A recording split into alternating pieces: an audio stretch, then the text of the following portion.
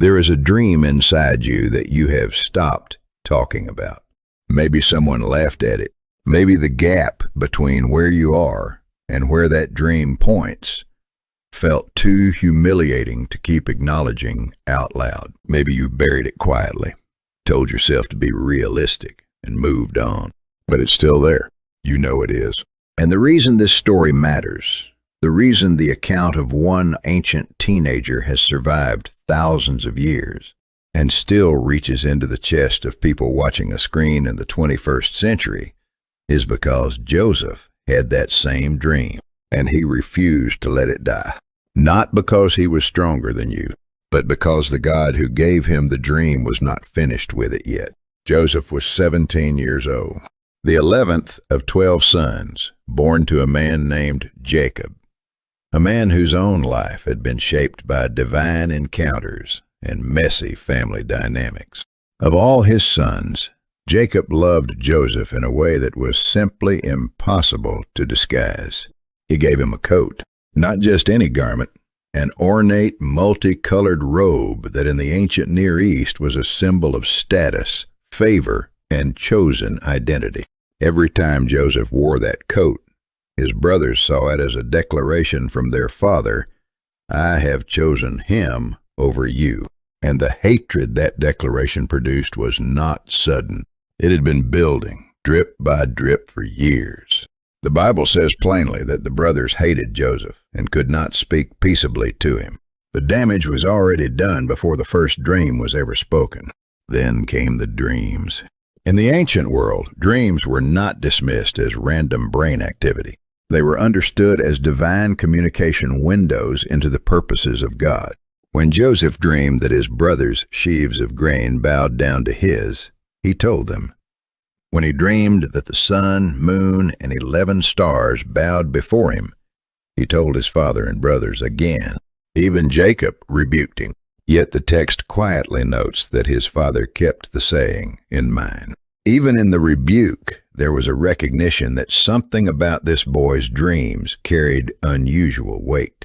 Here is what the modern church rarely tells you about God-given dreams. They are almost never given to people already in position to fulfill them. They are given to teenagers in fields.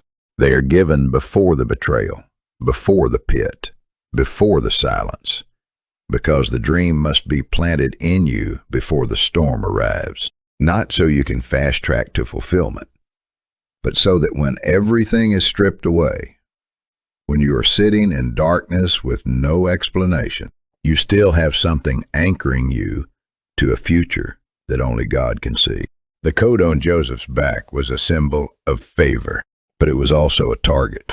You may have been given something, a gift, a calling, a vision that others around you have not received. And that grace, while beautiful, draws a specific kind of opposition. Not because you are better than others, but because favor reveals who chose you. Jacob chose Joseph, and that kind of divine selection has always come at a cost. His brothers saw him coming across the fields one day and made a decision that would reshape the history of a civilization. They were not thinking about the future of nations. They were thinking about the coat, the dreams, the favoritism, the years of watching their father love someone else differently. Here comes this dreamer, they said. Unprocessed jealousy is one of the most dangerous forces in human relationships. It does not argue or confront, it plots. Joseph was not special because he was perfect. He was chosen because God had a purpose, and purposes do not wait for perfect people. They find available ones. The dream was given before anything was in place, before the infrastructure, the preparation, the character was fully formed. And everything that followed, including the betrayal, the pit, the years of silence, was not the cancellation of the dream. It was the curriculum that made the dream possible to carry. His father sent him to check on his brothers. It was a normal errand. Joseph put on his coat and went. He did not know it would be the last normal day of his life.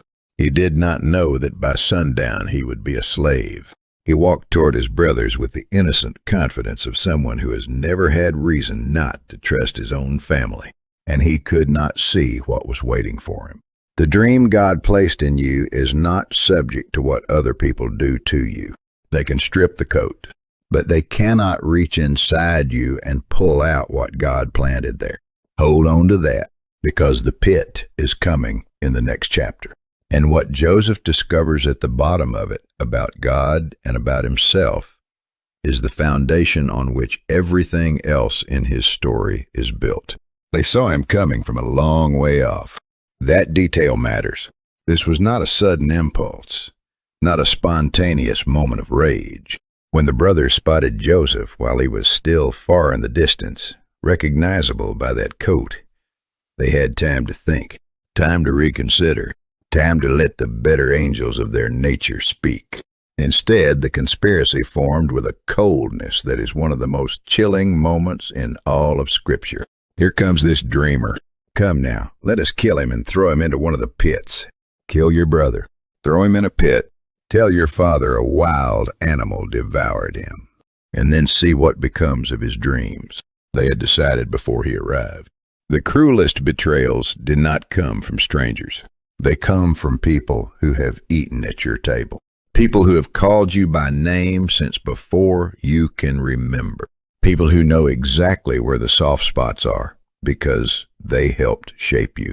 Research on psychological trauma confirms what the Bible has always known. The wounds that take longest to heal are not the wounds inflicted by enemies.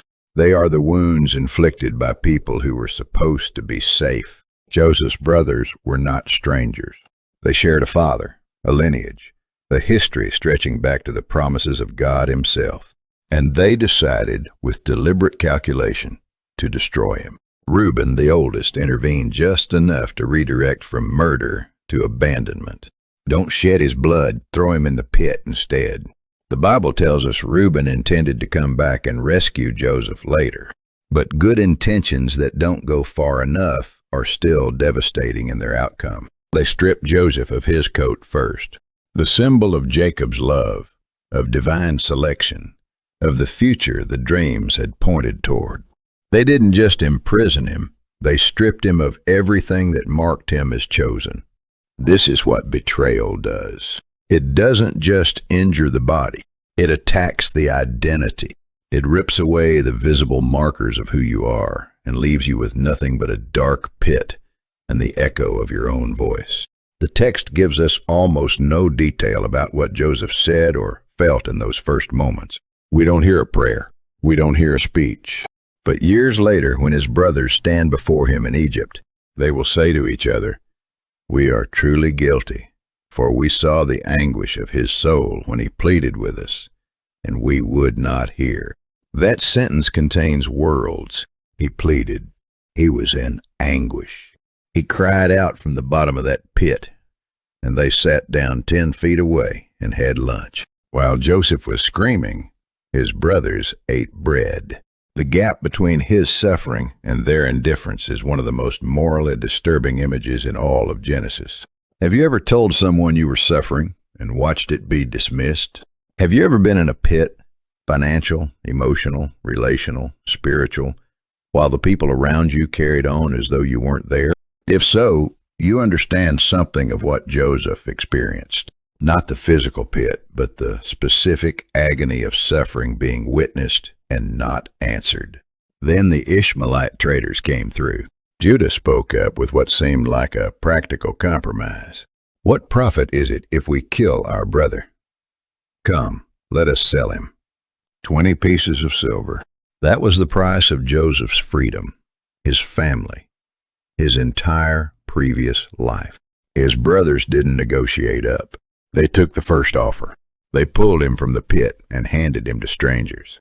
Then they took his coat, slaughtered a goat, soaked the coat in blood, and brought it to their father. Jacob's reaction is one of the most heart-rending scenes in the Bible. He tore his clothes. He put on sackcloth. He mourned for many days and refused to be comforted. "I shall go down to Sheol to my son, mourning." He grieved as if the child were dead, because as far as Jacob knew, Joseph was dead, and no one in that house told him the truth. For years, they kept the lie alive. They watched their father mourn every single day and chose silence.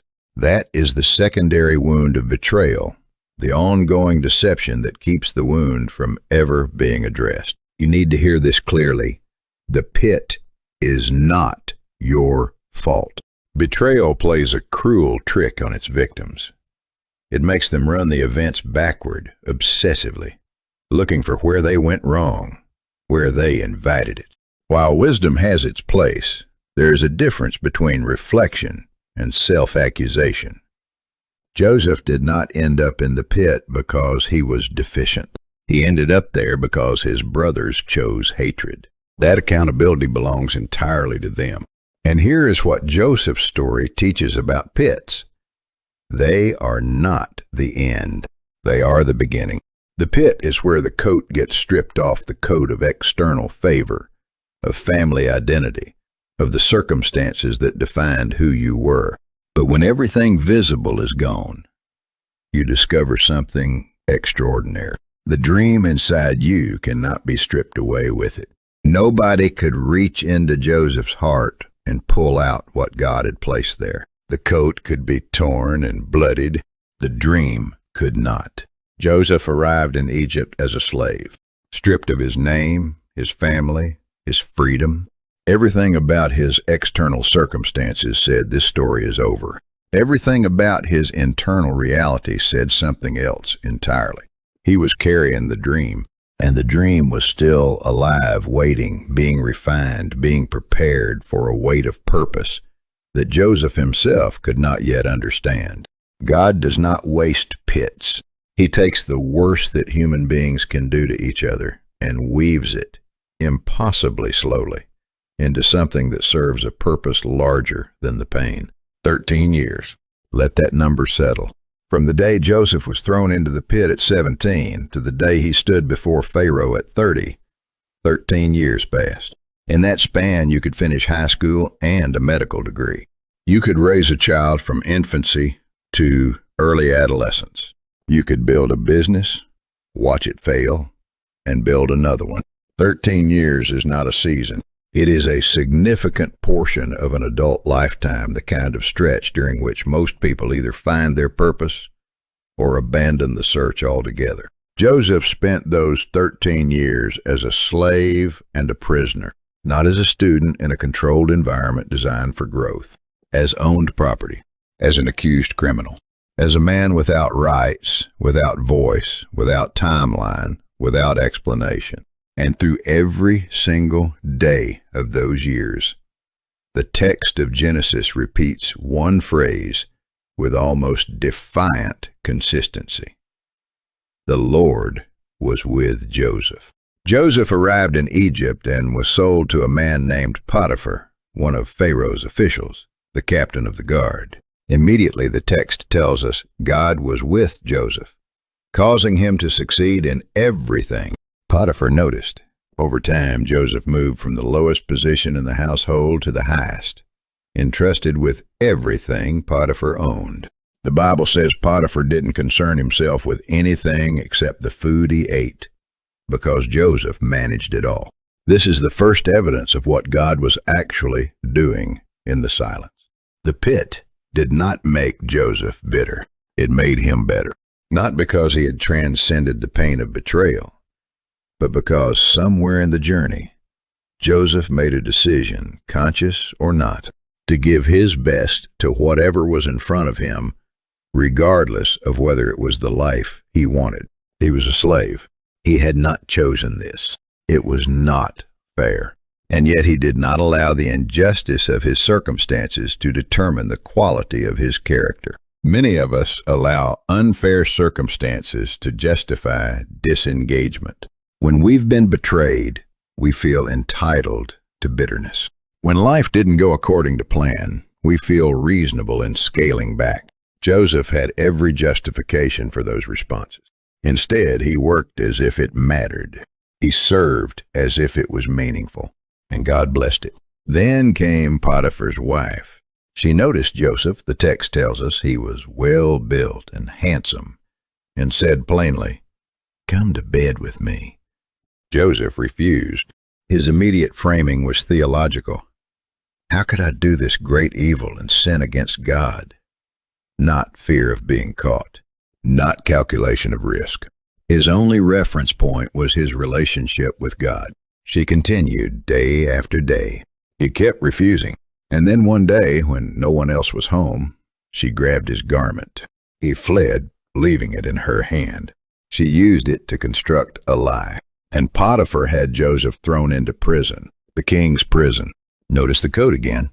In chapter 1, his brothers used his coat to tell a lie about his death. Now a different garment was being used to tell a lie about his guilt. Twice in Joseph's story, a piece of clothing becomes the instrument of someone else's false narrative.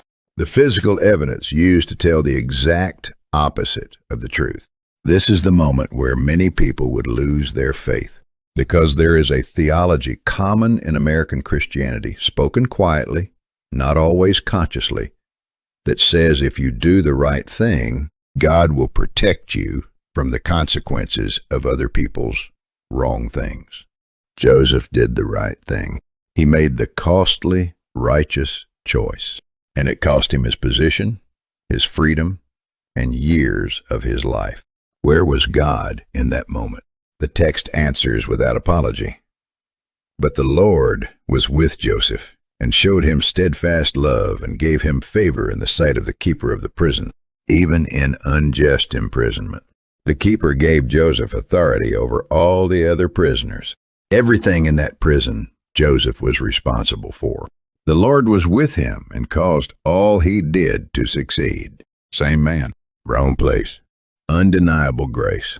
The silence of God in our circumstances is not the absence of God in our story. When we are in the dark, we interpret darkness as abandonment. We assume that if God were truly present, our circumstances would improve. Joseph's story refuses that assumption. God was with him in slavery. God was with him in prison. The evidence of his presence was not the reversal of circumstances, but the unbroken quality of character and the unusual favor that followed Joseph even into unjust confinement. In the prison, Joseph encountered two men, the king's cupbearer and baker, both troubled by dreams they couldn't interpret. Joseph could have ignored them.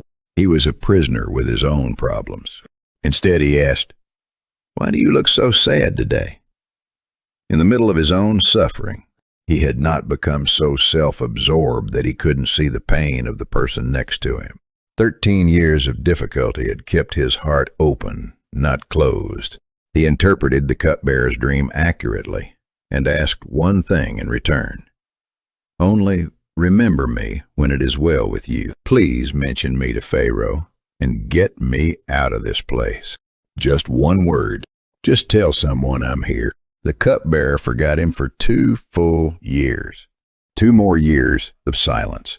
The door that seemed to open closed again. And Joseph went back to the work of faithful endurance in a dark place, with no advocate, no timeline, no visible progress. If you are in those forgotten years right now, the time after you did everything right, after you took the risk, and the return never came, hear this. Joseph, in the forgotten season, was not outside God's plan. He was precisely inside it. The 2 years between the cupbearer's restoration and Pharaoh's dream were not God's oversight. They were God's precision. The exact moment for Joseph's emergence was calibrated to the exact week when Pharaoh would dream a dream no one else in Egypt could interpret. Everything had to align, and that alignment required Joseph to be in position at precisely the right moment. Not a year early, not a year late, the exact moment. Your 13 years may not be over yet, but they are not wasted. They will end not because you found the right formula or prayed the right prayer, but because God has a Pharaoh somewhere who is going to dream a dream. And when that happens, the only person in the world prepared to interpret it will be you. The morning that changed everything began like every other morning in the king's prison.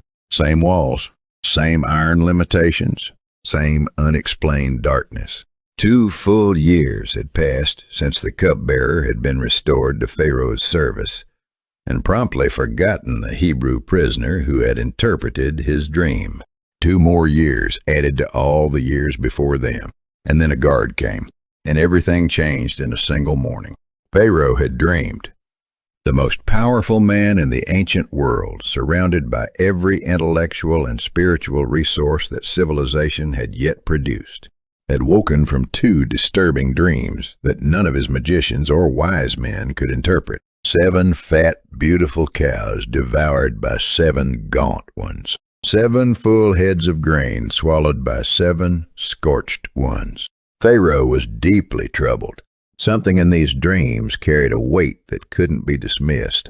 And that morning, sitting in his palace with every resource Egypt had to offer, he faced a problem his best people could not solve. 2 years of forgetting finally broke open in the cupbearer's memory. He told Pharaoh about the Hebrew prisoner who had accurately interpreted both his dream and the baker's. Before the morning was over, Joseph had been brought from the prison, had shaved, had changed his clothes, and was standing before the ruler of the most powerful empire on earth. Think about the gap between those 2 sentences. 1 hour, you are a forgotten prisoner. The next hour, you are standing before the most powerful man in the world. This is what God's promotion looks like. It does not follow the predictable arc of human career advancement.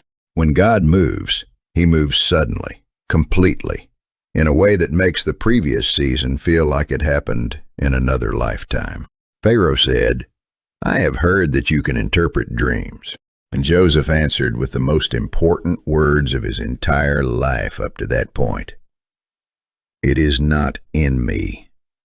God will give Pharaoh a favorable answer. Not a resume, not a credential, not personal confidence. The first words out of his mouth at the greatest opportunity of his life were a complete deflection of credit toward God. 13 years of slavery and imprisonment had done something profound to his soul. The 17-year-old who enthusiastically shared his dreams with his entire family had become a 30-year-old man whose first instinct at the door of his destiny was to point away from himself. This is the transformation the pit and prison produced.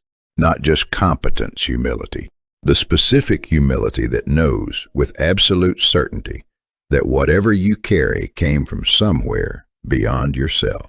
He interpreted the dreams with clarity that silenced the room. 7 years of great abundance followed by 7 years of famine so severe, the abundance would be forgotten. And then Joseph went further than the interpretation he strategized. Appoint a discerning man to manage Egypt. Collect 1/5 of the harvest for 7 years. Store it. When the famine comes, the stored grain will save the nation. Pharaoh looked at this formerly enslaved, formerly imprisoned, forgotten Hebrew with no political connections, no Egyptian education, no family name in this country. And he said, "Can we find anyone like this man in whom is the Spirit of God?" Then, since God has made all this known to you, there is no one so discerning and wise. You shall be in charge of my palace, and all my people shall submit to your orders, from chains to a gold chain, from prison rags to royal linen, from forgotten prisoner to second most powerful man in the world.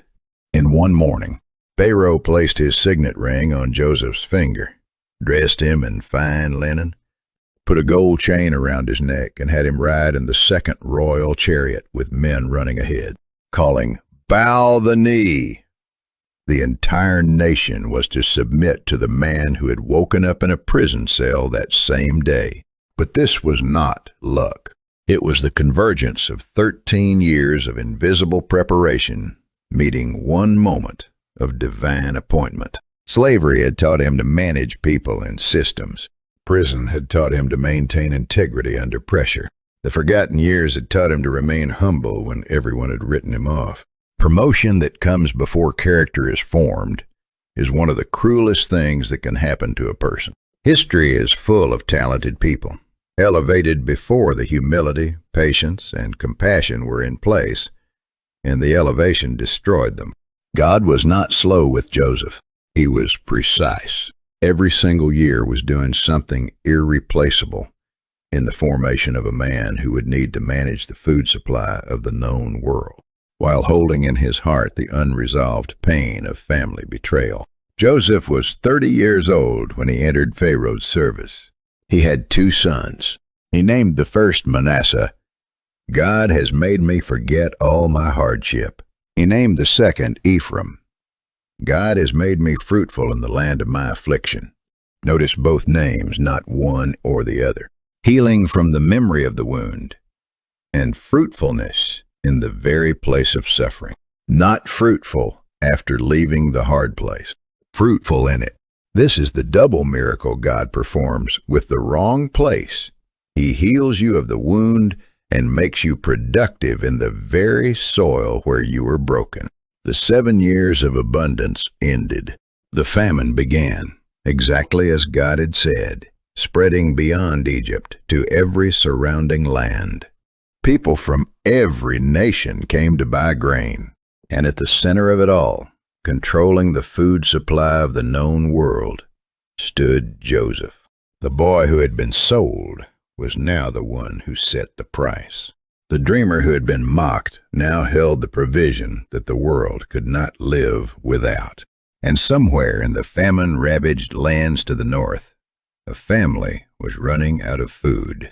Jacob heard there was grain in Egypt. He said to his sons, "Go down and buy some for us." And 10 men began the journey south, with no idea what was waiting for them. They arrived like any other group of desperate men, gaunt from the famine, road-worn, humbled by hunger in a way that years alone could never have humbled them. 10 men from Canaan, part of the flood of foreigners coming to Egypt because Egypt alone had food. They made their way to the distribution center, joined the line, and waited to stand before the official who controlled everything. They did not know his name. When they finally reached the front and prostrated themselves with faces to the ground before this powerful Egyptian administrator, they had no idea that the man looking down at them had recognized their faces the moment they entered the room. That 22 years of memory had come crashing down on him in a single, shattering wave. The Bible records it with almost supernatural restraint. Joseph saw his brothers and recognized them, but he treated them like strangers and spoke roughly to them. What happened in the space between those two verbs, between the recognition and the treatment, is one of the most psychologically complex moments in all of human literature. He saw them. He knew them. He remembered everything. And then he made a decision about what to do next. 22 years of memory. Not faded, abstract, historical memory. The specific, textured, sensory memory of trauma. The sight of their faces contorting with contempt as they stripped his coat. The physical sensation of being grabbed and thrown into the pit. The sound of his own voice echoing off stone walls as he pleaded for mercy. The moment he understood they were going to sell him, not punish him, not teach him a lesson, but permanently remove him from the only life he had ever known. All of that was alive in his body in the moment he recognized their faces. On the other side of those memories stood the reality of who he had become. The signet ring on his finger. The armies that would move at his command. The granaries holding the only food standing between these men and starvation. He had the power to give them everything they needed or take everything they had left. The balance of power was perfectly, absolutely, devastatingly reversed. He could destroy them, and no one would have questioned it. He spoke harshly and accused them of being spies. He put them in custody for 3 days. He watched them. He listened to them speak among themselves, not knowing he understood every word and heard them say what he had needed to hear. For decades, we are truly guilty concerning our brother, for we saw the anguish of his soul when he pleaded with us, and we would not hear. They remembered they had carried the guilt of that day for 22 years. They hadn't forgotten. They had lived with it, the specific guilt of having been close enough to hear his cries and choosing indifference. That kind of guilt doesn't resolve over time. It calcifies. It becomes a weight pressing on every good thing because it is always underneath, reminding you of the worst version of yourself. And Joseph heard them say it. He turned away from them and wept privately, away from their sight. The most powerful man in Egypt, second only to Pharaoh, turned away and cried. What was in those tears? Relief that they remembered and felt remorse? Grief for the 22 years, the complicated mixture of love and pain that exists in every deep family wound. Probably all of those things, and things that have no name, the kind of tears that don't come from one emotion, but from the violent collision of many. He collected himself, returned, kept Simeon as collateral, gave the others grain, secretly returned their silver in their sacks, and sent them back to Canaan with instructions to return with their youngest brother, Benjamin. They went. They told Jacob everything. And Jacob's response broke open a grief he had been carrying since the bloody coat came back 22 years ago. Joseph is no more, and Simeon is no more. And now you want to take Benjamin. The old man was still in mourning, and now the Egyptian official wanted his youngest son. Jacob refused, but the famine continued. The grain ran out, and eventually, with the desperate resignation of a man who has no better options, Jacob agreed to let Benjamin go. They returned to Egypt. Joseph saw Benjamin. The text says he was so moved with compassion that he hurried out to find a place to weep. He wept there, then washed his face and returned. Twice in this narrative he wept privately before returning composed. He was not suppressing his emotions for the sake of strength. He was protecting the process, giving the story the space it needed to fully unfold before the revelation came. True forgiveness does not rush. It does not perform. It does not skip the part where the other person comes face to face with the weight of what they have done. So he tested them once more. He had his silver cup planted in Benjamin's bag. He had his steward chase them down the road and accuse them of theft. Then he watched to see what they would do. Would they abandon Benjamin, the remaining favorite son, to save themselves? Or had the 22 years changed them? And Judah, the same Judah, who had proposed selling Joseph for silver, stepped forward and gave one of the most remarkable speeches in the Old Testament. He explained their father's grief, his love for Benjamin, and then said, "Please, let your servant remain instead of the boy as a slave. How can I go back to my father if the boy is not with me?" The man who had treated one favored son as property to be sold was now offering himself as property to protect another. The transformation was complete. The repentance was real. Joseph could not hold himself together any longer. He sent everyone out of the room, all the Egyptian staff, every witness outside the covenant of blood. And when they were alone, he wept so loudly that the household of Pharaoh heard it. And then he said the three words that collapsed 22 years of distance. "I am Joseph." The room went completely silent. 10 men stood frozen before the most powerful official they had ever encountered, and understood in an instant that they had been here before.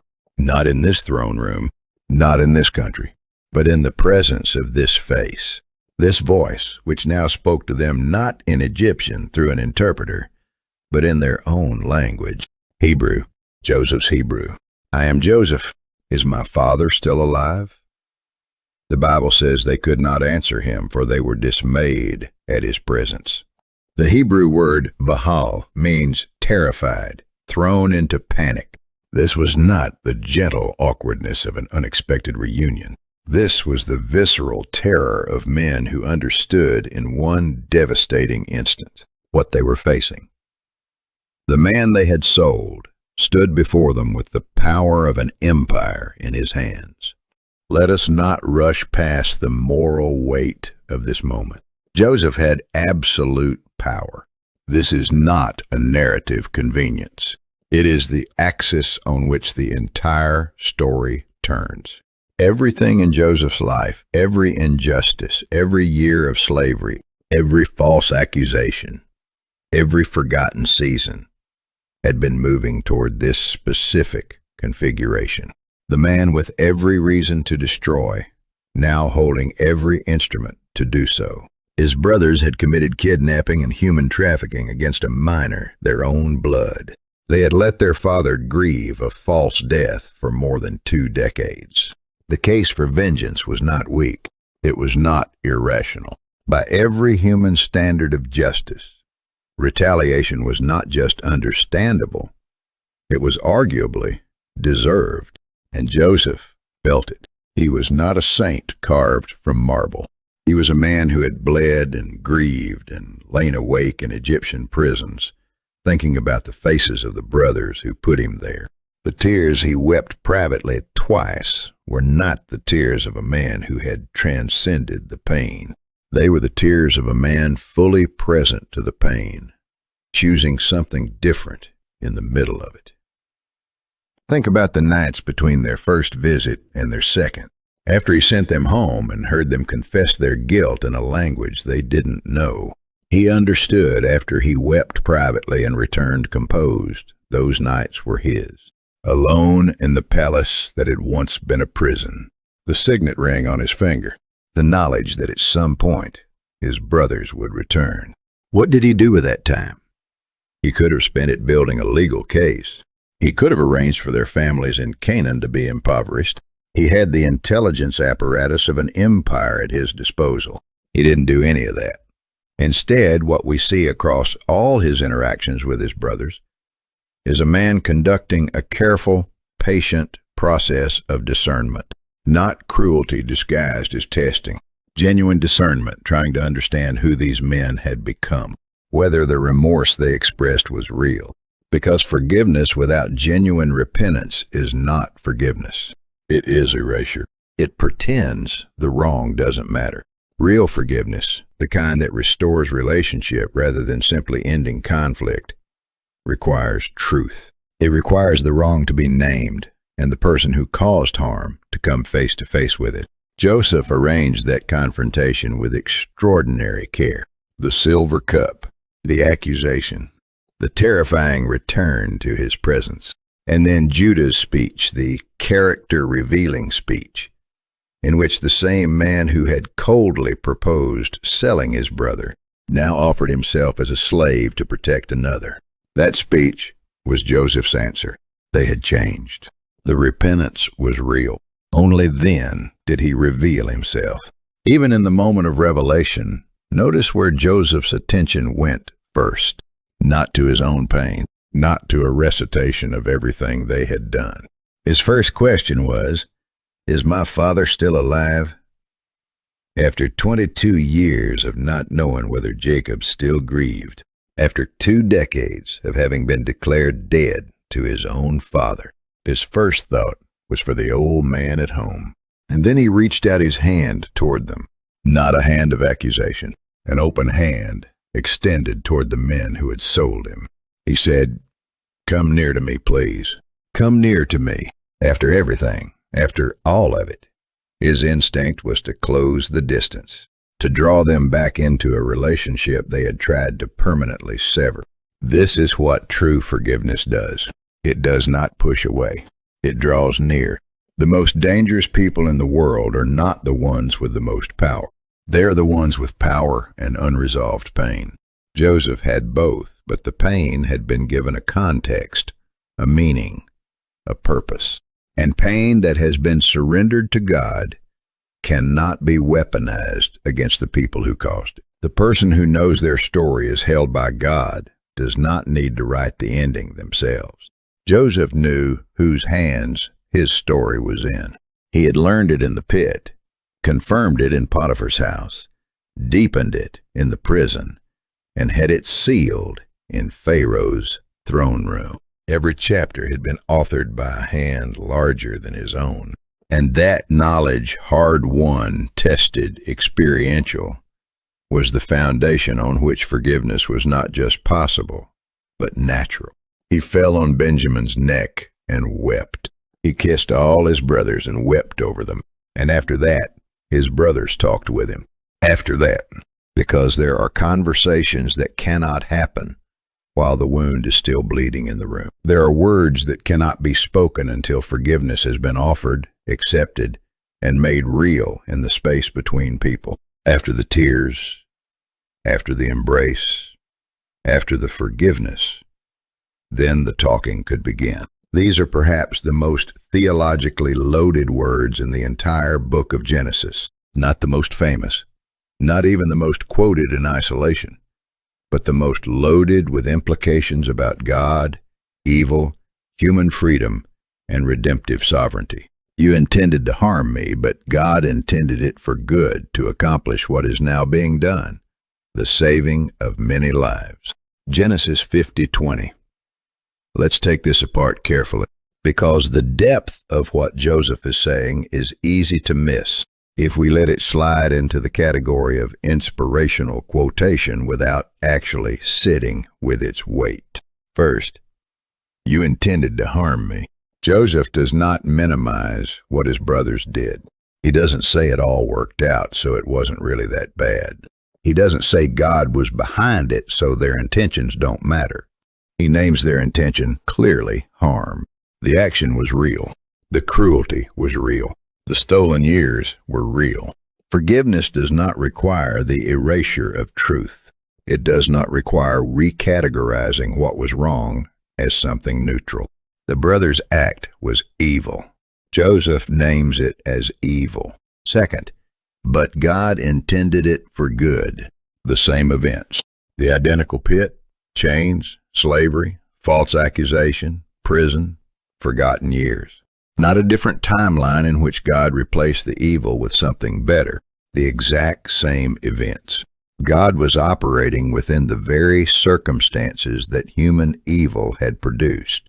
And his intention within those circumstances was not just different from the brothers. It was redemptive of them.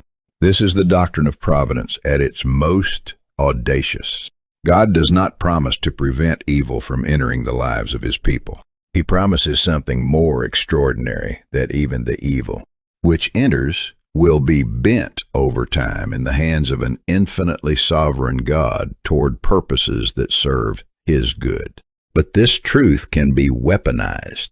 God meant it for good can become a spiritual bypass that short-circuits legitimate grief, silences the accountability that justice requires, and tells wounded people to skip the work of honest healing. Joseph's statement is not a shortcut around pain. It is a destination you can only reach after traveling through the pain, not around it. Notice when he says these words, not at the bottom of the pit, not in the prison cell, not in the forgotten years. He says them at the end of the story, after 13 years of formation, after the promotion, after the reunion, after the tears, after the embrace, after years of living in the reality of God's redemptive purpose made manifest. These words are not advice to give people in the middle of their suffering. They are the testimony of someone who has come through the other side and can now see what was invisible from inside. After Jacob died, Joseph's brothers were afraid. They assumed he had been holding back vengeance out of respect for their father. Now they sent a message. Your father left instructions. Forgive your brothers the wrongs they committed. When the message reached Joseph, he wept. He wept because they still didn't understand. After the revelation, after the embrace, after years of living under his provision, they were still afraid, still assuming his forgiveness had been conditional. His brothers came and threw themselves before him, saying, "We are your slaves." And Joseph said, "Don't be afraid. Am I in the place of God?" That question is extraordinary. He is saying ultimate vengeance belongs to a jurisdiction I do not occupy. I am not the final judge of this story. I am a wounded, redeemed, graced participant. But the settling of ultimate accounts belongs to someone whose perspective encompasses dimensions of this story I cannot see. This is the answer every wounded person deserves to hear. You are not being asked to declare what was done to you acceptable. You are being asked to release the role of final judge because that role was never yours to hold, and holding it is costing you your future. Millions of lives were saved, not just the brothers' families. All the nations that came to Egypt during the famine were sustained by grain a Hebrew slave had stored under divine instruction. One act of evil against one young man became the axis around which the salvation of nations turned. One act of evil against one young man. One God who refused to waste the pain. What does this mean for you? Your betrayal, your pit, your years of silence, your false accusation, they are not just about you. They never were. The pain God has allowed into your life is being woven into a tapestry whose full pattern you cannot yet see from inside your current chapter. The people who hurt you are not the authors of your story. They are the instruments of a preparation they neither intended nor understood, in the hands of a God who wastes nothing. This is the foundation of real forgiveness, not the denial of the wound, not the performance of spiritual virtue. Real forgiveness is the result of a theological conviction that God is sovereign over my story, that the evil done to me has been taken up into His purposes, and that releasing my claim to vengeance is not surrendering justice. It is transferring jurisdiction from my limited human hands into the infinite hands of the God who holds history. Joseph could forgive because he knew where his story was held. He had learned it in the pit, confirmed it in chains, deepened it in prison. And that God, that intensely personal, unfailingly present, infinitely sovereign God, had never, not for a single day, let go of Joseph's story. We have reached the end of Joseph's story, but we have not reached the end of yours. That is the most important thing to hold as we come to this final chapter, because Joseph's story was never just about Joseph. The Bible does not preserve his account across 14 chapters of Genesis merely to document an extraordinary ancient life. It preserves his story because it maps territory that God has always been working in, the territory of broken people, unjust circumstances, long silences, sudden reversals, and forgiveness that only comes from somewhere beyond ordinary human capacity. His story was written for you. Pain that has no meaning is pure tragedy. And there is genuine tragedy in the world. The Bible doesn't pretend otherwise. But Joseph's story insists on something else, that there is a category of suffering, which when placed in the hands of a sovereign God, does not remain purposeless. It is taken up, transformed, redirected, and made into the instrument of something larger than the suffering itself. This is not a promise that all pain will be redeemed in ways you can see on this side of eternity, but it is a declaration made by a man who lived it, that the God of Joseph specializes in purposeful pain. Consider the specific arithmetic of Joseph's story. He went into the pit at 17 with nothing but a coat and a dream. He emerged from 13 years of slavery and imprisonment as the most qualified man in the ancient world to manage a food crisis of global proportions. The specific sufferings produced the specific capacities the specific moment required. Slavery under Potiphar gave him elite administrative competence. False accusation gave him wisdom to govern without becoming cynical. Prison gave him the capacity to maintain integrity under conditions designed to break it. The forgotten years gave him patience calibrated to the scale of the task ahead. Nothing was wasted. The curriculum was designed by the destination. Your suffering is not random. From inside any chapter of pain, the arbitrariness can feel overwhelming. Why this? Why now? Why me? Why this long? These are legitimate questions. Joseph almost certainly asked them. But here's what I want to say directly to someone who is still in the middle of their story. You are not at the end yet. The silence you are living in is not the last word. The pit you are sitting in is not your permanent address. The unjust circumstances you are navigating are not the final chapter of your biography. You are in the middle of a story being written by a God whose imagination extends in all directions beyond what you can currently see. Bitterness is a prison where you are simultaneously the prisoner and the guard. This is one of the most accurate descriptions of what unresolved unforgiveness actually does to a person. You lock yourself in and become the keeper of a wound that is now keeping you. The person who hurt you 20 years ago may have moved on, built a life, slept soundly, while you have maintained that wound with meticulous, exhausting faithfulness. You have kept the anger hot, the memory detailed, the resentment current. You have paid every single day the ongoing cost of an injury someone else inflicted once. And Joseph's story declares to you today, you can put the key down. Not because what was done to you doesn't matter, not because the person who hurt you deserves to escape accountability, but because the story you are living in is too important, too woven into the purposes of God to be permanently stopped by what someone did to you in a previous chapter. You were not designed to live in the pit. You were allowed to pass through it. Forgiveness, as Joseph practiced it, begins not with a feeling, but with a theological decision. Before the emotion comes the conviction, I serve a God who is sovereign over my story. The evil done to me has not escaped his attention.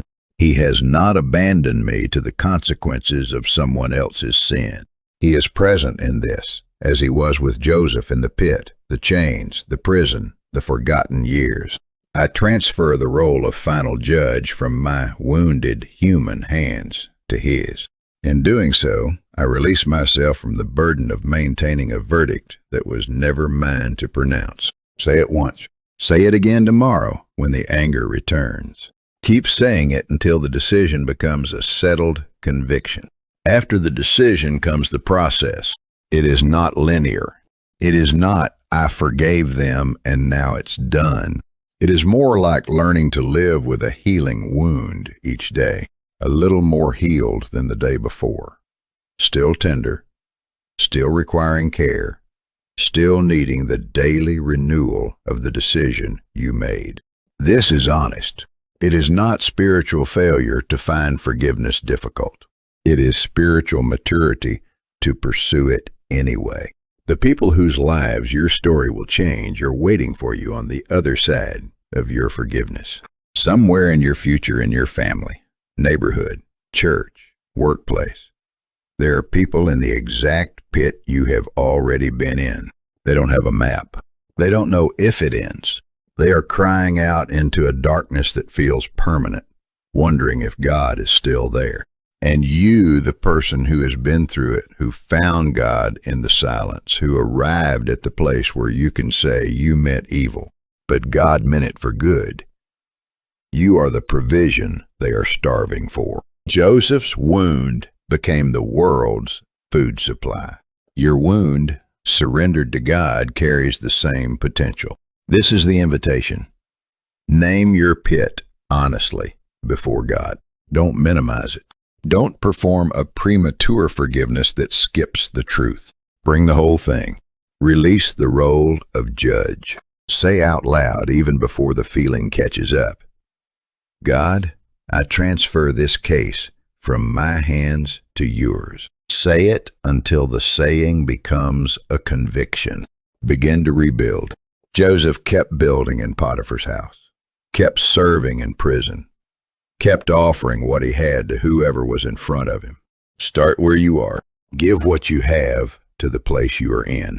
God uses ordinary faithfulness in unexpected places to set up extraordinary appointments. And believe this, your dream is not dead. The dream God placed in you before the pit was not canceled by the pit. The coat can be ripped off. The chains can be put on.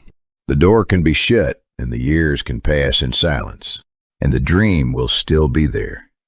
Quieter, deeper, harder won, but alive in a way it never was before the suffering began. Dreams that have only known sunlight are fragile. Dreams that have survived the pit, the chains, the forgotten years. Those dreams have roots that nothing can pull out. Joseph's story ends with him speaking comfort to the brothers who sold him, holding their hands, weeping with them, and promising to provide for them and their children. The man they sold still loved them. The boy in the pit grew into the man who fed them. Your pit is not your destiny. It is your doorway. Come through it. The palace is on the other side.